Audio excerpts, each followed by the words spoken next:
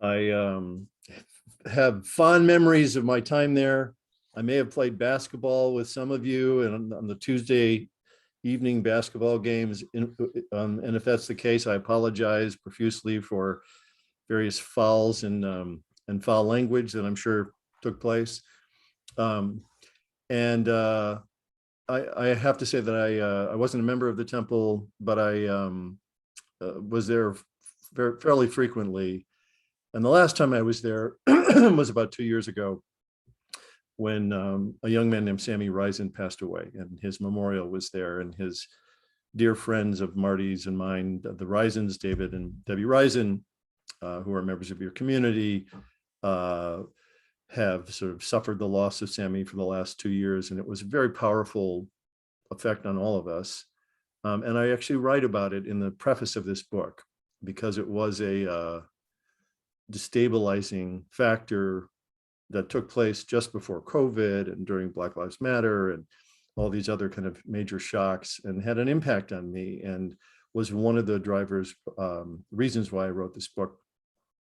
So I will talk about this book. I'm going to share a screen. I've got some slides so that you don't have to only listen to me or look at me. And the book is called The Way Out: How to Overcome Toxic Polarization. I'm sure many of you are very familiar with our current state of polarization, but I'll break it down for you, give you some recent research. So I'll plan to talk probably about a half hour or so at a high level about the contents of the book, why I wrote it, the context for it, and then mostly focus on what the book offers, which are specific actions that you can take in your life or in your community to try to bring down the temperature of political division that exists in our society today. So that's the plan, and then we'll take questions, I think. Marty, anything else that we should add before I jump in? No, that's good. Jump right in. Thanks. Okay. So I'll start with bad news.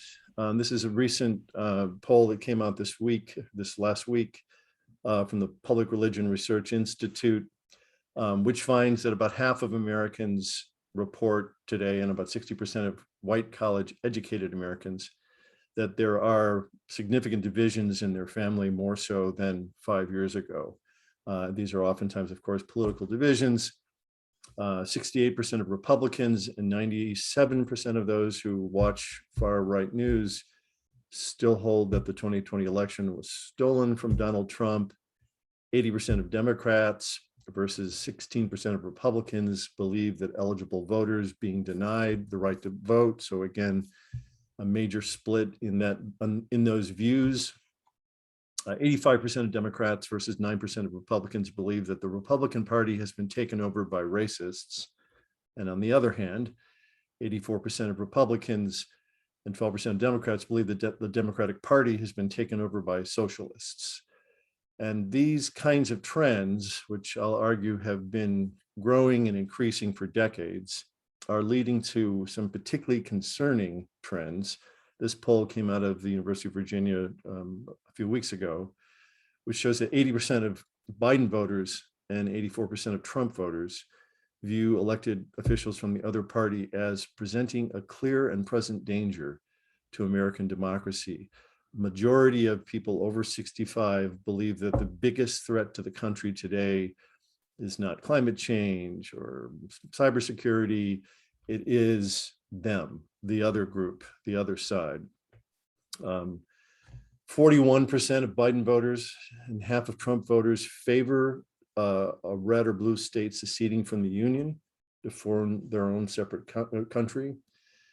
And 30% of Republicans, 40% who are far right news zealots, and 11% of Democrats report feeling ready to resort to violence in order to save this country. That means that there's about 40 million Americans that are primed to fight in a country with 400 million guns that we know of, 80% of which are owned by the right. So this is a highly concerning time where our country is possibly more divided than ever before in history, with the possible exception of the Civil War. This is, I will argue, a decades-long trajectory of increasingly what I call toxic polarization, which I'll define. But we find it's highly addictive, that we develop an addiction to outrage, and when we have a sense of possibility for retaliation for feeling outraged, it does trigger kind of pleasure centers in the brain, similar to what narcotics do. It's becoming change resistant, this 50, 60-year-old trajectory that we're on. And there are many indices that suggesting that it's making us sick. I mean, it's combined with COVID and racial injustice and other factors, but the measures on depression, anxiety, alienation, suicide ideation, all of those are on the rise in this country, and certainly being alienated from members of our family and community contribute to it. Historians like John Meacham and Doris Kearns Goodwin are seeing parallels today with the US in the 1850s, which is just prior to our Civil War, because of the sort of large secessionist movement, major disinformation campaigns, profound distrust in the last election or in our institutions in general, those who've been on the decline for decades. And so they've raised a fair amount of concern over the potential for more January 6th-like violence. 70% of us feel that it's likely to occur soon in the near future. And unfortunately, the political leaders of our nation sit at the epicenter of it, and often perpetuate these divisions and are unlikely to be able to do much to stem the tide. But I think we can. And so that's what I try to argue in this book, is what we can do, each of us can do, to try to make a difference in our lives and ideally have that hopefully scale up. So just a bit of context. I run a couple of research centers at Columbia that study conflict and polarization, and particularly long-term difficult conflicts. I also have a lab at the Earth Institute where we study sustainably peaceful societies. And so the research from both of those projects inform this.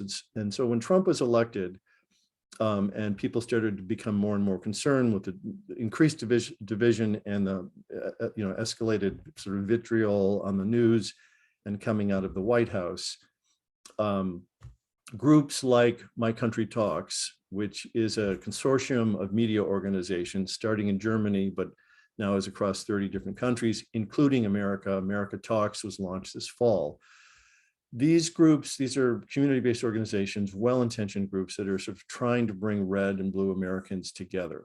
And typically what they do is they ask you to go online, fill out some questions about some issues, then they match you with someone who lives near you and encourages you to either get together face-to-face and have a conversation, or get on Zoom and have a conversation.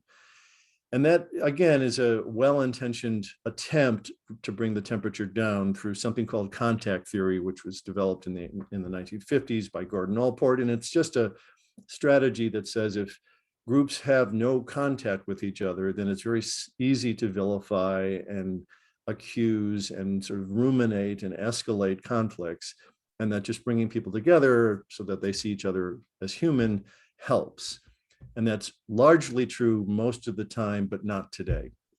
One of the things that Pew Research Center has found is that the majority of people, particularly liberals, who get together with members of the other side in conversation, leave that feeling more frustrated, like they have less in common, more alienated from the other side, because these days are different. They're not, these aren't typical disputes or political differences. This is a different kind of phenomenon, a qualitatively different kind of problem.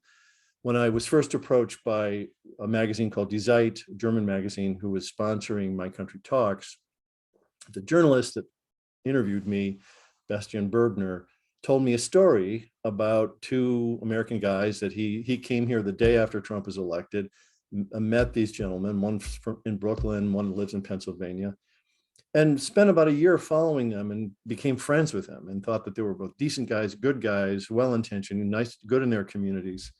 And so at some point he said, I want to bring them together. So he brought them to New York City for a breakfast and then for a gathering in the evening one night.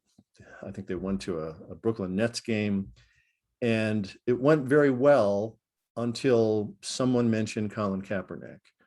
And then it exploded. And as he said, the F-bomb started to fly. It got contentious. It got dangerous. They both stormed out and refused to ever talk to Bastian again or each other again.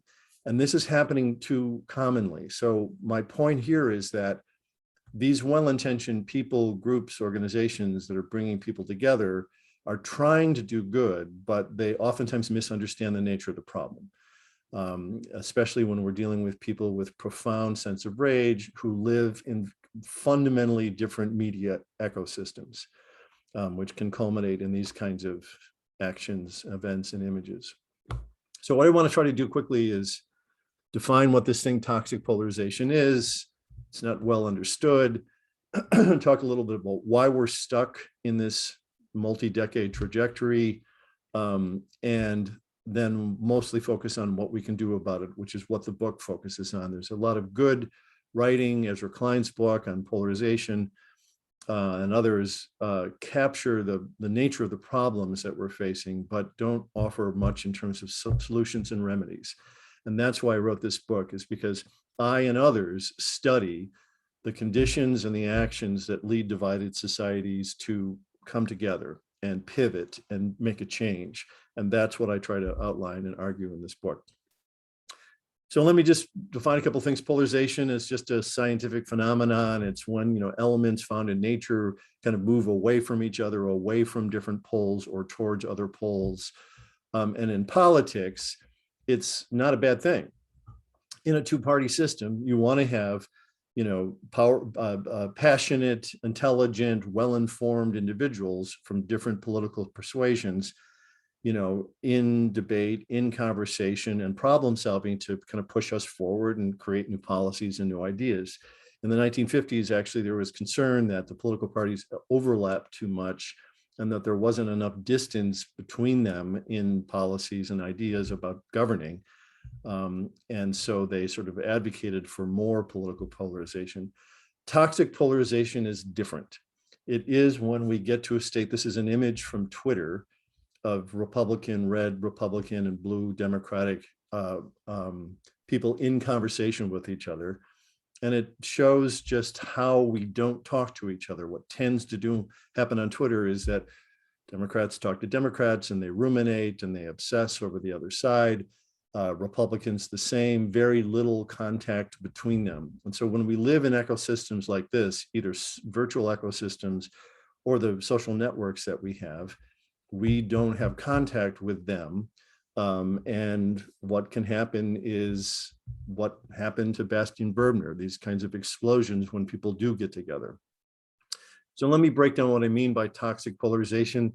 Academics and various institutes measure different pieces of this, but basically, mostly they're talking about affective polarization, which is a sense of contempt and hate for them. We dislike them, we distrust them. And that, again, goes in both directions. And that's what we've seen on the rise now for decades. So today, something like 80% of Republicans and Democrats feel cold towards the other side, feel a sense of contempt for the other side, and believe that they're, idiots, unintelligent, selfish, and trying to harm the country. That's where this idea of them as a threat to the nation comes from. But beyond how we feel about them, it's affecting how we think about the issues in our country. Pew measures what they call ideological consistency every year, which is looking at 10 separate policy issues: immigration, healthcare, gun control, gay rights, a variety of very different issues. And they look at the degree to which within a party, those issues start to line up so that basically you can predict people's positions on all of them if you know positions on one of them, right? So that their thinking on these things becomes much more tribal. And so within tribes, within parties, we start to think in much more coherent ways. And the divisions between the two get farther and farther. And that's what we've seen happening over the past couple of decades, is that there's just much more coherence in this. And what this means is that we're not paying attention to these issues. If you think about immigration, which is an immensely complex set of moral, political issues, economic issues, we simplify it down to, build a wall or don't build a wall. And so these sort of taglines take over and they shape our feeling and our thinking about issues that are immensely complex. So we're hating each other. We're thinking in much more simplistic terms about immensely complicated things. Our identities are fusing, our ideologies and religions and racial groups and political identities are starting to, again, move into these kind of simplistic identities of the other. Thus, the view of Republicans as racists. Increases in perceptual distortion. This is a big finding by a group called More in Common. And More in Common is a group that surveys different countries, including the US. And what they find is that our view, Republicans' view of Democrats' attitudes, actions, and positions on issues are much more extreme than they actually are. And so when we see them, view them as much more extreme, we tend to react in more extreme ways. So these are kind of self-fulfilling prophecies, which are highly problematic and part of these trends. In times like this, particularly on social media, but oftentimes on the media as well, the extreme voices dictate the discourse. So on Twitter, 80% of the content is put out by 10% of the participants. And those 10% are the most engaged, the most extreme, the most vitriolic voices out there. So that's one of the reasons why our perceptions are so distorted, is that what gets raised up in terms of content is much more extreme. And then two things that are the most concerning. One is that we are also physically moving away from each other. Reds are moving towards reds and away from blues and vice versa.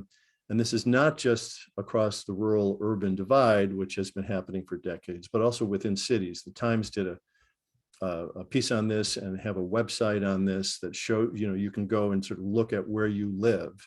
And it shows that even within major cities, you've got these neighborhoods that are pockets of blue versus red.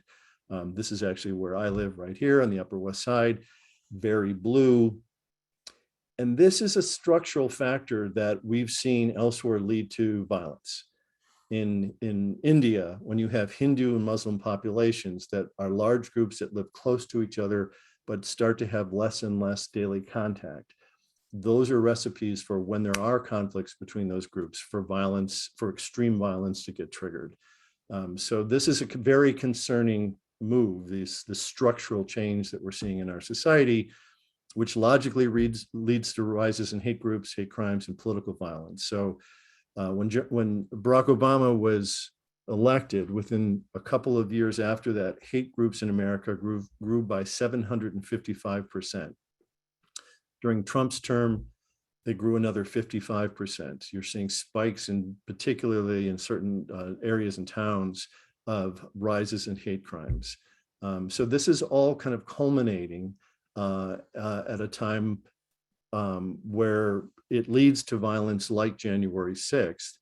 But this is not new. This is part of a multi-decade trajectory. So this is partisan voting or bipartisan voting in Congress since 1879.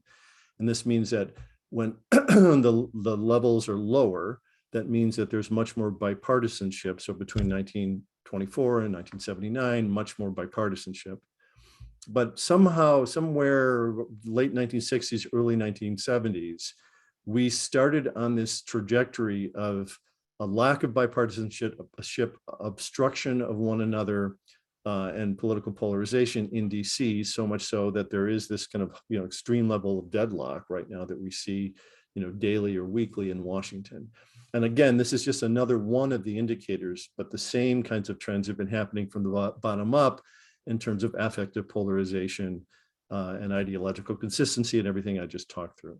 So this is a long-term pattern. It's not about Trump. It's not about any one issue. The question that scientists, academics, and policymakers try to isolate is, well, what is the essence of this problem? What causes, a 50-year pattern like this? And if you look carefully at the literature and at publications on this, there are many things that are identified. like moral differences between red and blue Americans, like differences in the brain sensitivity to threat. Conservatives' brains are wired to be much more reactive to threat messages than progressives. Authoritarianism, competition for jobs and scarce resources, increasing pace of change, the internet system that sorts us and uses its algorithm to engage us in much more competitive and contentious kinds of dynamics, the entertainmentization of news. There are a variety of factors that contribute to this pattern. And what's important to realize is none of these are the causes. What are the causes are when these different elements start to feed each other in kind of reinforcing loops and create patterns that become bigger than us, because it's not just within our neurological structures, it's not just within our psychology or our relational networks or our professional networks, the people we do connect to, the people that we don't connect to, and the structures in where we live and the internet and our media. It's how all of those things line up to create what I call a superstorm of polarization, a series of different elements that are feeding each other in dynamic ways and really pulling us fundamentally apart. I liken this to an addiction, because what's happening to us today is a biopsychosocial structural problem. It's within us, it's between us, it's in our media and our schools and our attitudes, and it scales all the way up to the structures of our communities. And when you have that kind of powerful thing, you have to think about these things as different. These are not typical disputes that can be remedied by bringing reds and blues together. This is what Karl Popper, who's one of the most influential philosophers of science of the last 100 years, called cloud problems. These are not clock problems like most problems that we think about. When our car breaks down or even our computer breaks down, we can kind of fix it, go in, identify the thing and fix it. These are big, dynamic, unpredictable, hard to control problems. And so we have to understand them differently. They're not going to be remedied by just saying, go and talk to someone who differs from you. We have to understand the context and how these kinds of problems operate, and therefore what to do. So let me just give you an illustration. How does something like this, how does a series of forces like this work in your life to trigger you in terms of somebody from on the other side across the political divide? Let me give you a thought experiment. So imagine you're sitting in Harbor House. I don't know if Harbor House is still there. I used to love Harbor House, but imagine this is the counter in what is or was Harbor House. And you're having a breakfast and enjoying yourself. And then suddenly some dude walks in a suit, sits down next to you, orders some food. And what you notice is that even though there are many seats, he sits immediately next to you.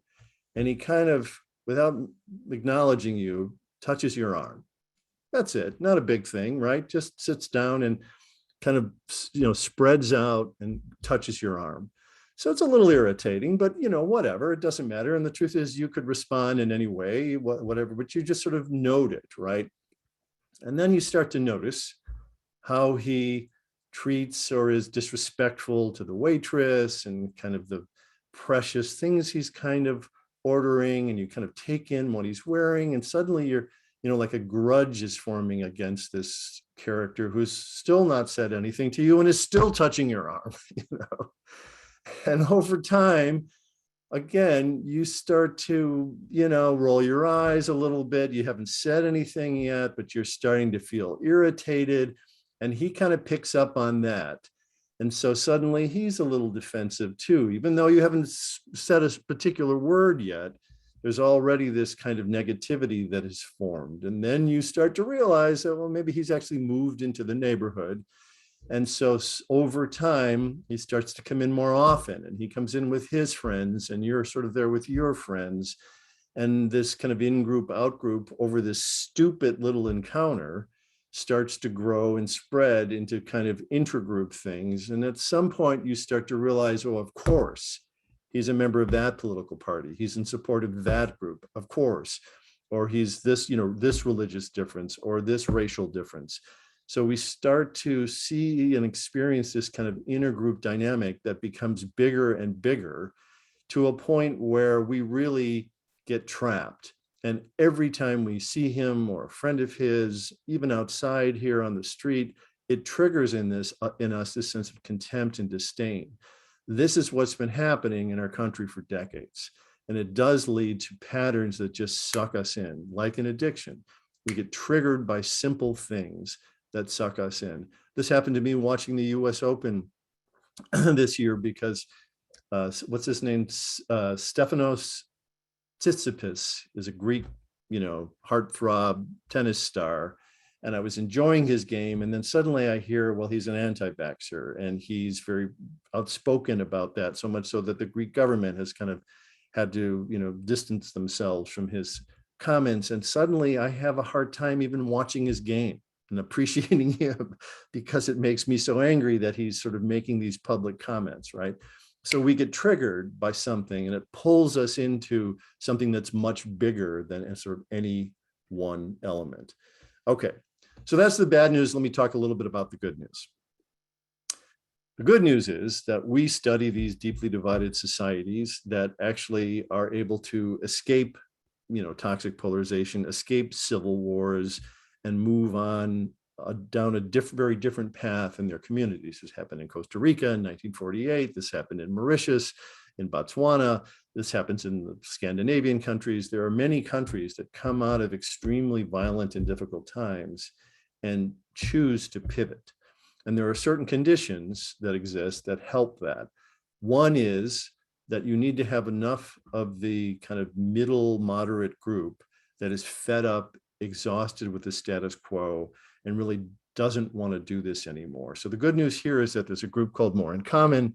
I mentioned that studies our society, and they have found this increasingly what they call exhausted majority of Americans. These are the more middle moderate Americans that are fed up with the vitriol, the nonsense, the screaming, Trump tweets, it's, they're just fed up with the ridiculousness of this, the fact that we have major problems to solve in this country. And what we're talking about is critical race theory. So that is driving many Americans to feel a sense of exhaustion and vitriol, and that sort of combination of both. And that's good news, because that's one of the conditions where people seek change. They seek another strategy forward.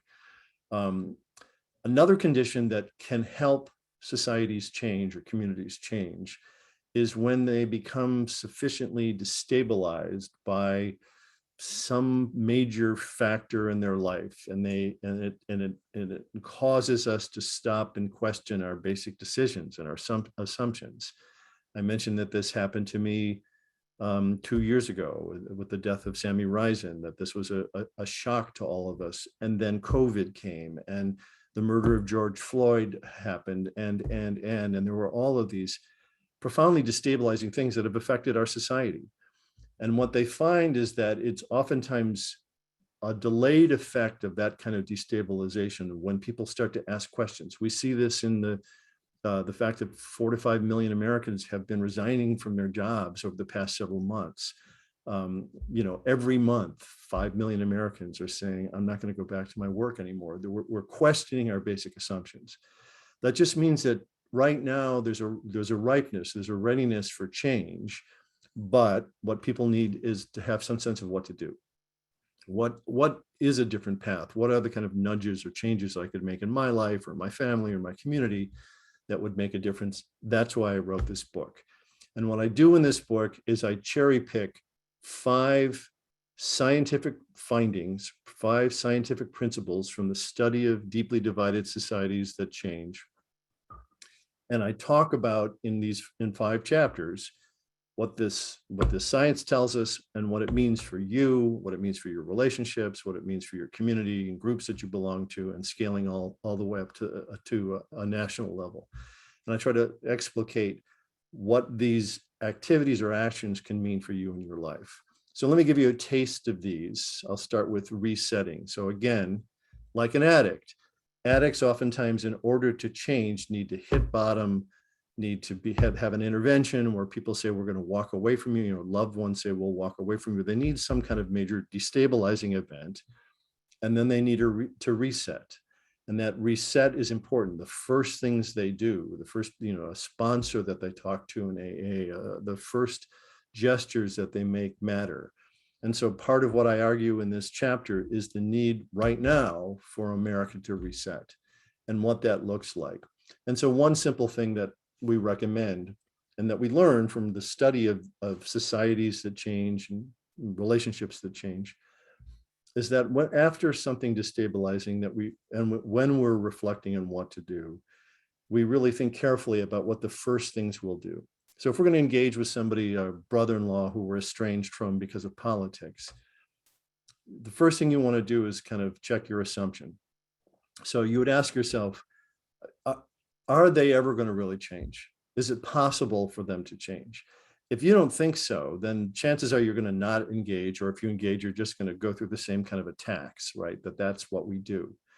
But from research that has been conducted in Israel-Palestine, which looks at Israelis and Palestinians and their willingness to engage in peace building and engage in constructive ways with members of the other side, is built around this idea of, do you believe that they can change? If a Palestinian believes that all Israelis are going to always be the same, the situation's static, it's never going to change, then they either disengage, or when they engage, they fight.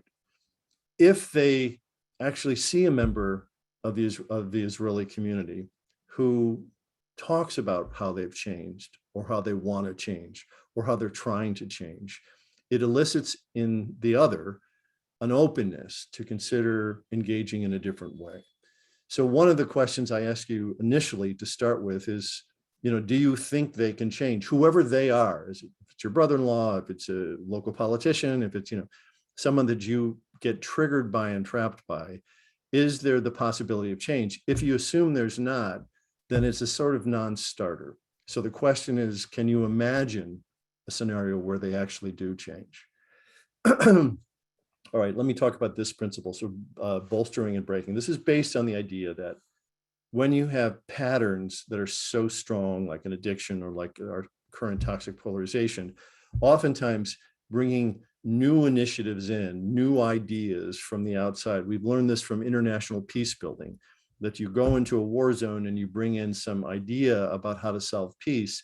And oftentimes the patterns are so strong that they have no effect, or they don't stick.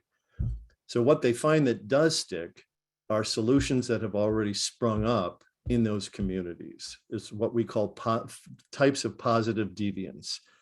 And the good news about this is that there are thousands of peace building organizations, bridge building groups that are bringing red and blue Americans across racial divides, ideological divides, together in communities, in different sectors like journalism and in business and in education, healthcare. There are groups that are doing this kind of work that are critical to know about. So let me give you a specific example of this.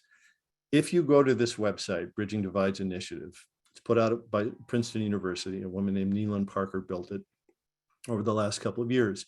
She's been researching all of the bridge building groups that exist in America that we can identify, and then sort of, describing what they are. And if you go to that map, it's an interactive map, and you can click on your community, which in fact I did. Here's one.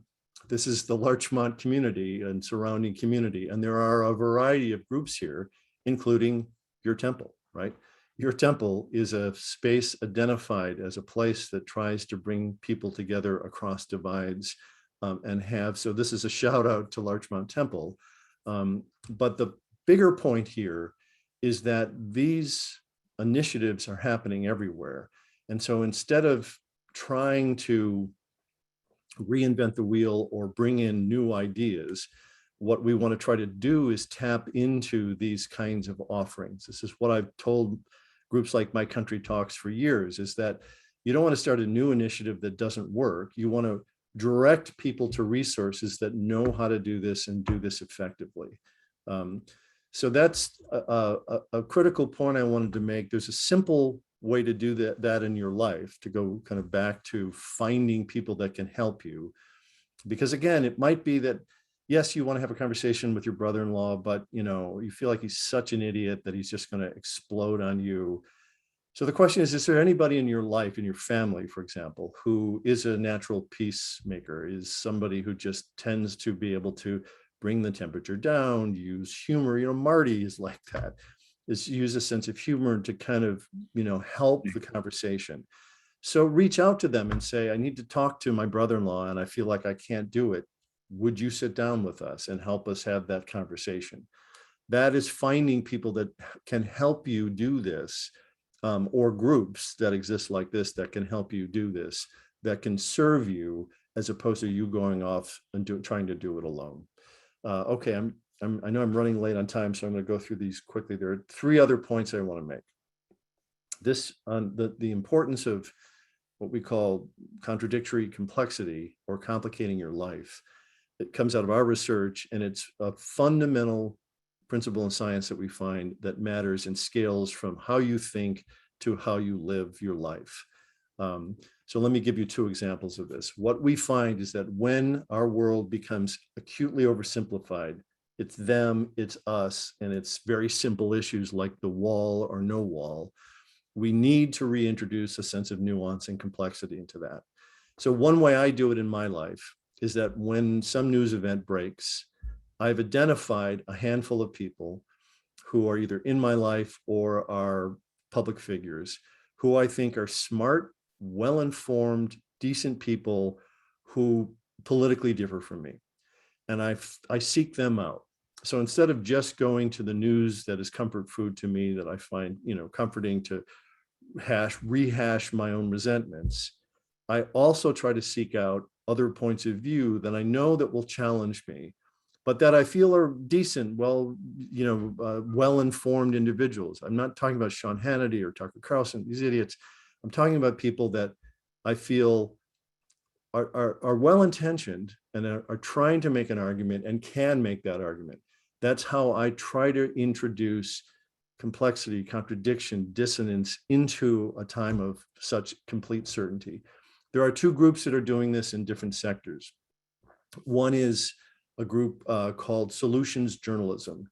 And they, for the last couple of years, have been taking a hard look at journalism and its role in polarizing us, and what the business models are behind that, and how reporting is done when you find this side of an argument and this side of an argument on an issue where there probably are 20 sides, and then you have them provoke one another because that's clickbait in journalism. Well, is there a different way to tell the stories that reintroduce nuance and have less of a polarizing effect?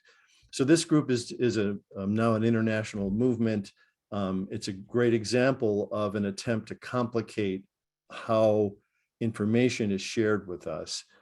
But I'll also say that, one of the structures that got removed from Washington, D.C. in the 90s by Newt Gingrich, when Newt Gingrich was Speaker of the House, he changed the work week from 5 days to 3 days. And he said, I want my caucus, the Republican caucus, not to move here. Don't move to D.C. Stay in your home state. You can raise more money. Just come in for 3 days. Don't live with the other side. Don't communicate with the other side. We're at war. And so he kind of changed the climate of politics, but he removed these kinds of cross-cutting structures, these places where politicians move together and their kids go to school with children from the other side, are in choir together, and sports together, play together, and grow up together. And when you have that kind of social contact, it's much harder to vilify the other side and scream at the other side, even when you are passionate about your divisions. What I want to point out is that in Congress right now, there is a group called the Select Committee for the Modernization of Congress. They started about 1.5 years ago, and they are attempting to change this. They're working, they're a bipartisan committee chaired by a Republican and Democrat, 6 and 6. They share a budget. It's consensus decision-making. And their mandate is to try to figure out what are the structures that polarize Congress and how do they change them. And they recently gave Nancy Pelosi 98 recommendations for what to do. And they're not brain science, but they're smart. For example, when freshmen come in to Congress, they're immediately put, the first day, they're immediately put on a blue bus and a red bus, and they drive them off in different directions. to start the kind of, war strategy against the other side. And so their first recommendation was, don't do that. Give them 4 days where they come together in Congress together and recognize the honor and the magnitude of what they're doing, and can experience each other in that space before you move into political maneuvering, right? So it's simple things like that that can provide a kind of set of structures that can just help bring the temperature down to some degree. 2 other things quickly. Marty, if I get terribly over, you're going to blow a whistle or something for me. Yeah, we're going to blow the whistle, but keep going. Very good. Okay, it'll be quick. So one of the chapters that I write about is mostly informed by neuroscience, current neuroscience. When people try to, in my field in peace building mediation, when we try to bring disputants together, typically we bring them together, have them sit at a table across from one another and talk. And most of the time, with most conflicts, that's great. Under certain guidelines and facilitation, they can kind of unpack what's happening, move past their resentments, and it's a positive experience. The vast majority of those go well. When you have such divides as we do today, where the passions are deep, the ideologies are deep, and the media ecosystems are opposing, then just having people sit at a table is sometimes insufficient.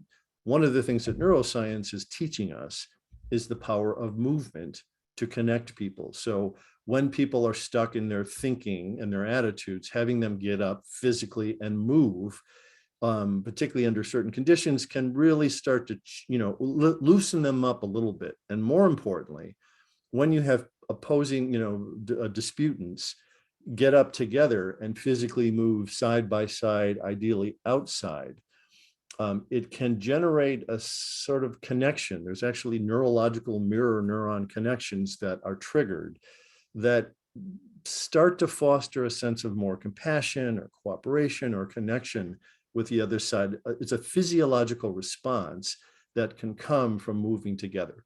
So this is one chapter that we talk about the implications of this for individual dispute resolution, but it's true at the macro level as well. Botswana, as a nation, got independence about the same time as Angola and Mozambique. And Angola and Mozambique immediately broke into ethnic tribal warfare. And Botswana was highly concerned about having the same future. So they implemented a policy that requires all civil servants, which is like 45% of their working population, all civil servants to move to a different part of the country every 7 years. So what that means is that instead of growing up in an ethnic community and staying in that community, you need to travel and you become an ambassador.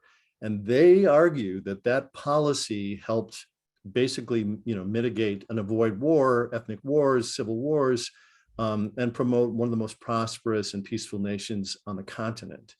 So these ideas, as I said, sort of scale. There's research on this, good research on this that I'm happy to share with you.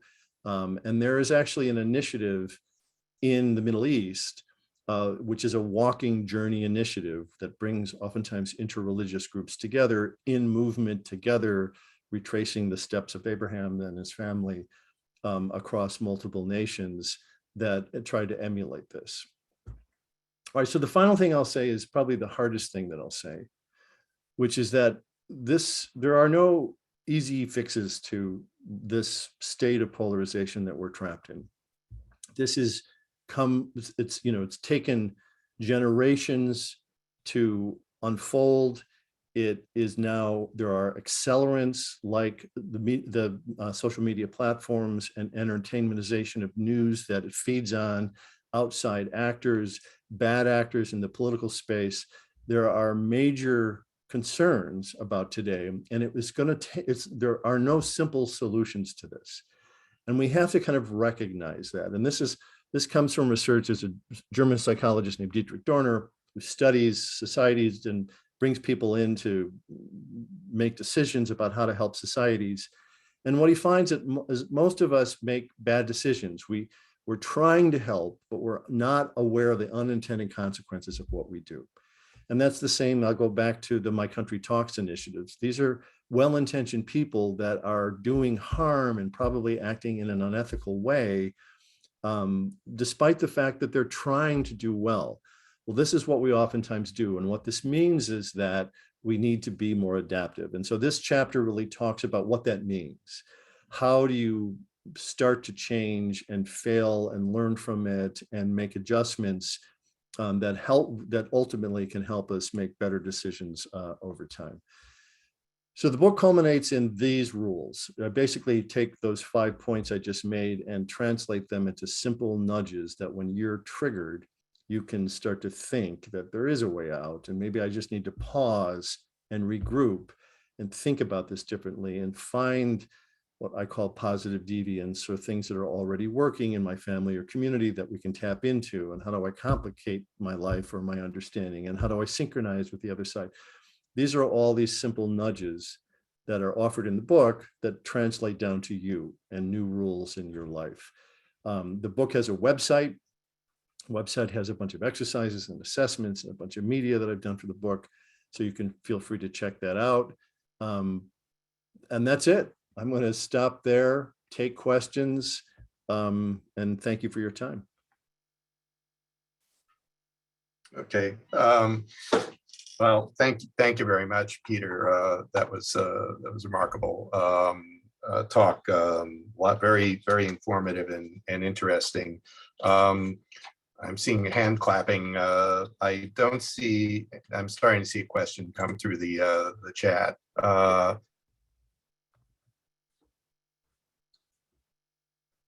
Okay, here's one. You may see it. In the last several elections post-Trump, Democratic Party has moved to a more fractured state. Republicans went through a similar phase a number of years ago. Far left, there's a near left wing, 2 or 3 types of moderates, some conservative Democrats. Is this healthy? Is this a short-lived condition? That can be said, this too shall change. Yeah, it's a good question. So this group I mentioned, More in Common, has identified what they call 7 hidden tribes. So they say, it's not just 2 blocks of left and right or progressive and liberal, progressive and conservative. There are actually different gradations of tribes within that, and that it's important that we understand that there's more diversity in that. There are more and less levels of engagement, but it's not 2 blocks. And again, part of what I'm trying to appeal to is this middle group that tends to be exhausted and disengaged, because when the extremists are controlling the conversation and the moderates are disengaged, that's a recipe for disaster. So we need to figure out how to re-engage the moderates, which is, who I dedicate this book to, these exhausted middle majority moderates. I think it is good that there are divisions within these parties. And I think that fostering dialogic conversations within the parties or within the fractions are important. So that they can kind of reach an understanding. The more the divisions are within parties, the more that they will vilify across parties in order to distract. And that's a typical political strategy. So actually having healthy conversations or candid and difficult conversations within parties can be useful, unless we become so fractionalized that we simply can't operate and function. So there is a kind of curvilinear effect there. You want to have some divisions and differences within the parties, and you want those to be addressed and alive. But if it becomes too much, then they just become polarized. So 2 questions here that are related. Based on your scholarship, do you think America is now like 1930 Germany? First time in my life, age 72, I thought maybe at some point I need to leave the US to be safe as a Jew.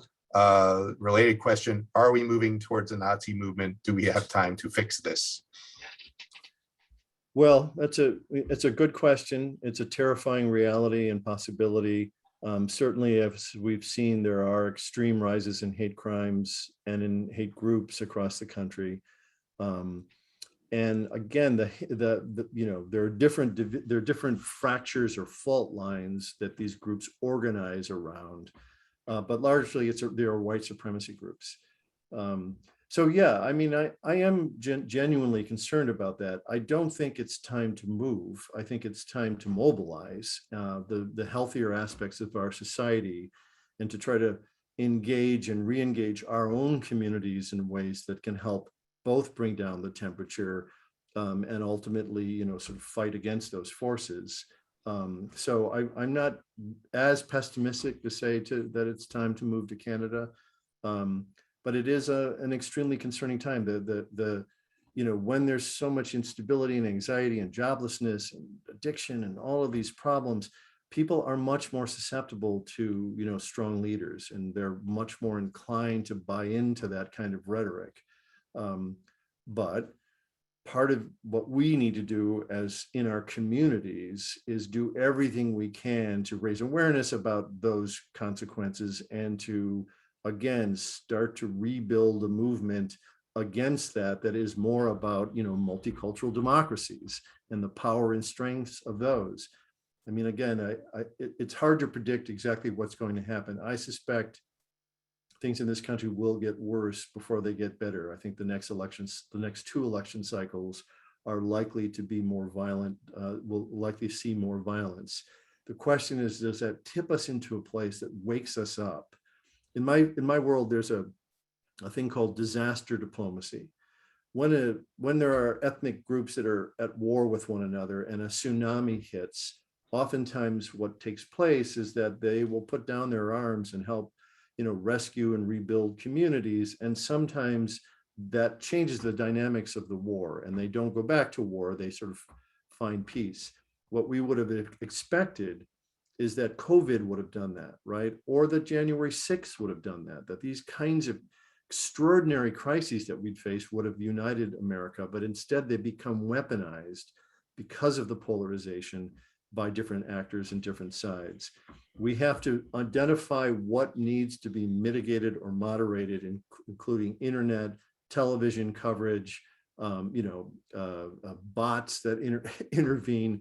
There are a variety of different places that we can use the pressure points that we can start to try to change these dynamics. But we have to take these days seriously and not wait in a passive way to see how bad things can get. Now is really the time for us to act. Thanks. Another question, I'll skip slightly in the order. Thank you, Peter. What is one thing we can do tomorrow to move things in a positive direction? So I would say start with you. And I would say, try to find, again, my exercise is try to find 3 people who, I mean, again, in America, we do tend to move into these homogenous groups. Living in Larchmont, I remember having European friends move to Larchmont, and they remarked on the fact that when they would go to parties, there would be political homogeneity, that, people either wouldn't talk about politics or they would all be on the same side. And that's different from Europe, they would claim. This was a Danish family. So I would say find people in your life or beyond your life or in the media or on Twitter who you think are smart and well-intentioned and decent and respectful, but differ from you fundamentally on some of these issues, and engage with them, listen to them, respond to them, react to them.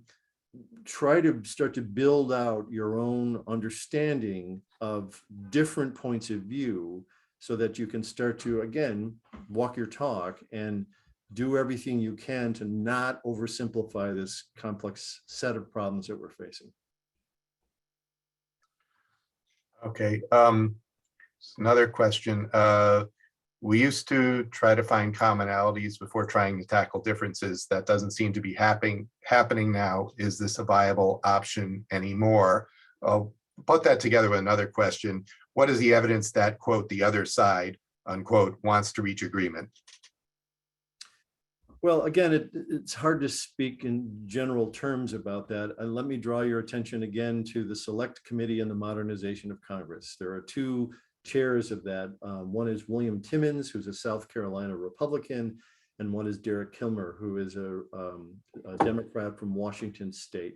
And I've been in conversation with these gentlemen, and they're very thoughtful and very engaged and very proud of the work that they and their committee are doing to look at the structural changes that need to happen in Congress, which is, the sort of belly of the beast these days, the place that was attacked, they're taking this seriously and they're working tirelessly. They have every week they have public hearings that you can sit in on where they bring experts in to say, what should we do? What does Congress need to do to change that? Seeing examples like that, seeing that there are well-intentioned people on both sides of these divides that are working actively to change it, are a source of hope. They're an important source of hope. And the more of those that you can find, the better. Thanks. Well, that was an interesting one. My understanding is that in authoritarianism, journalists and professors are arrested or demonized. As a professor, do you feel any oppression that requires vigilance that is different now? I don't really. I mean, so I'm at Columbia, which is a fairly progressive institution historically, and these days there's probably more pressure in Columbia and probably in academia and higher education in general, coming from the left, of sort of silencing difficult conversations over difference than there is for the right now. It just doesn't have a strong foothold in most of higher education. So I haven't experienced that really at all yet in my life or in my university experiences, but clearly it's happening in other educational institutions, particularly at lower levels, and particularly in different parts of the country. So it's something that is happening. It's definitely not happening in my world. Okay. Another question. Are your theories applicable on a micro level? Can it be applied on an individual basis? Much of what you discuss can be found in litigation, particularly where there are very strong feelings on both sides. Current attempt in Mamaroneck to build houses on now existing golf course, high percentage of divorces. Interesting question. I'm not exactly sure if I understand the question, other than to say that, so yes, as I mentioned, what I try to do in the book is sort of say, here are 5 things that science say will matter.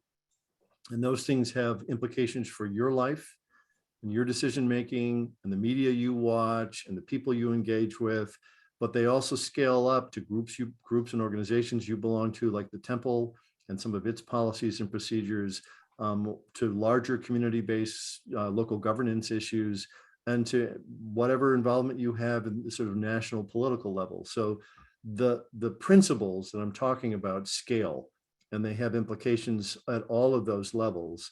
And I try to illustrate those in each chapter when I say, this is the science, and this is what it means for you and your relationships and your family, community, and nation. Thanks. So another question just popped up. I'll ask everyone, just if you have a question, send it right now. I think we want to wrap this up very, very soon. So this question is, how do we engage with people that hold core racist or religious beliefs that are inherited through their family or community? Interesting. Well, again, first of all, I would ask you, what do you want? What do you hope to do in engaging with them? Again, I'm not recommending that you engage with, hooded white supremacists. What I am trying to suggest is that there are these middle groups that it is important that we engage with, that it is important that we find ways to have conversations with, because that's how people change, that's how communities change, and that can trickle up. So I am not suggesting that you engage with extremists. However, change happens at all levels. It just happens in different degrees. The more extreme voices, there's an interesting guy. What the heck is his name? I'm trying to remember his name. There are many examples of extremists that flip. One is a skinhead that I've worked with on a documentary that I was in, who was an extremist in his life, and then had some kind of small encounters with the other that ultimately flipped him. Didn't happen right away. It took, in some ways, years of kind of unraveling, but that does happen. You do have extremists that actually move dramatically to the other side. But this book isn't really about that. This book is about trying to engage with people who are sufficiently reasonable, sufficiently exhausted, have different media understanding of the issues, different attitudes than you, but aren't stuck in an extreme ideological space. So it really is about trying to find and engage with them, not to change everybody. Okay, all right, thanks. So two more questions have popped up, and I think these will be the last ones. Based on your scholarship, are there any countries in the world now where it's safer to live as a Jew, or is there nowhere we can really be safe? As a Jew, well, so there are definitely, this initiative that I mentioned out of the Earth Institute is called the Sustaining Peace Project. And if you search that, there's a website, and the website has a world map. And the world map shows you we've mapped out the most peaceful societies in the world. And they're all over the place. America's not one of them. And what's interesting is that many of these places, so Mauritius is one, have a history of slavery, of indentured servitude, of inequality, discrimination. They're a highly multicultural place, multi-ethnic, Hindu religion, big Hindu population, Muslim population, Christian population, Jewish population. So it's a very mixed place. But what they really, well, they like the fact that there are, they appreciate and celebrate the fact that they're the most peaceful nation in Africa. They are this multi-ethnic nation. There are many people that are highly spiritual, and there's a taboo about proselytizing. There's a taboo of trying to take people from other religions and put them into your religion. So in other words, they respect one another and they appreciate the spiritual nature of one another, but it's not a competition for resources. So there are many places like that. I encourage you to go to our website and sort of look around Scandinavia. But again, what we're mostly interested in studying these nations is how do they maintain this over time? When there are influxes of immigration or downturns in the economy or other kinds of political shocks that happen that put some nations in tailspins into discrimination and the far right grows, how do these more sustainably peaceful nations respond in more resilient ways that maintain that kind of inclusivity?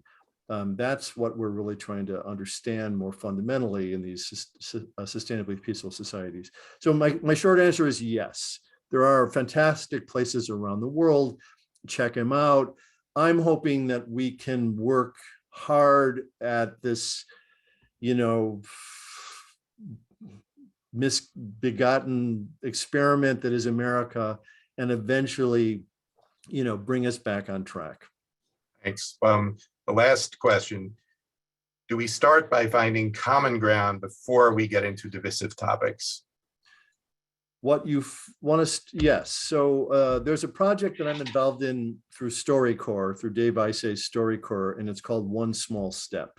And it is bringing red and blue Americans together. They're going to scale it nationally eventually, but it's bringing people together in conversation. And what we've done in the design of this is discourage communication about political issues.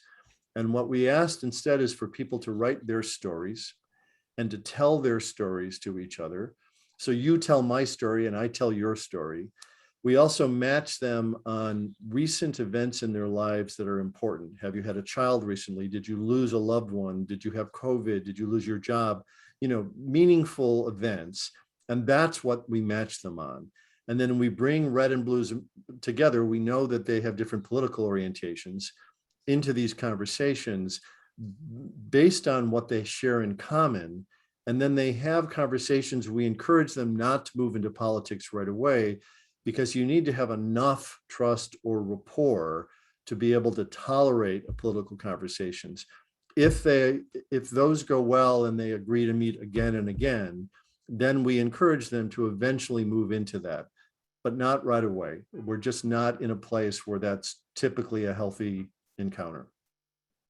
Okay, thanks. So I think we're wrapped up with the questions, Peter. I want to thank you again for what's been a very interesting, informative discussion about this incredibly profound topic, today's world. I'll just mention your book, The Way Out, is available.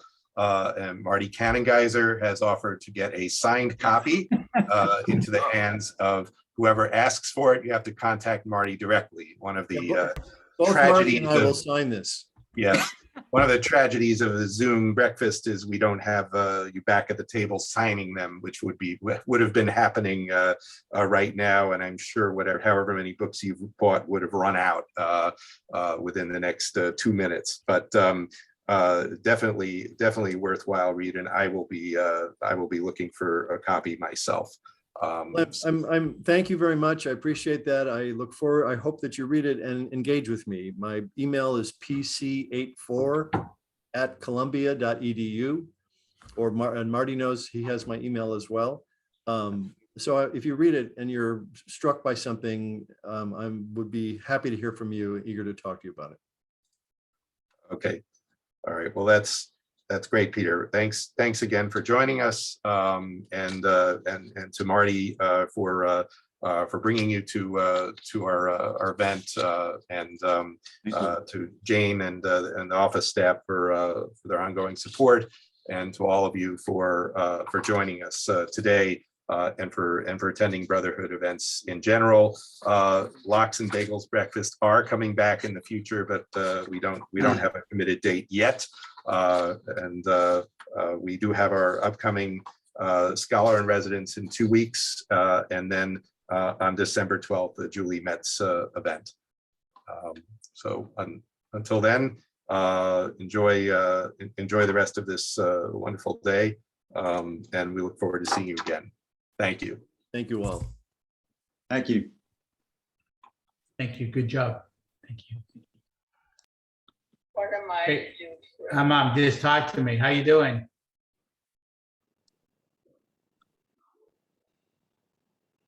Thank you, Peter. It was fascinating and thought-provoking.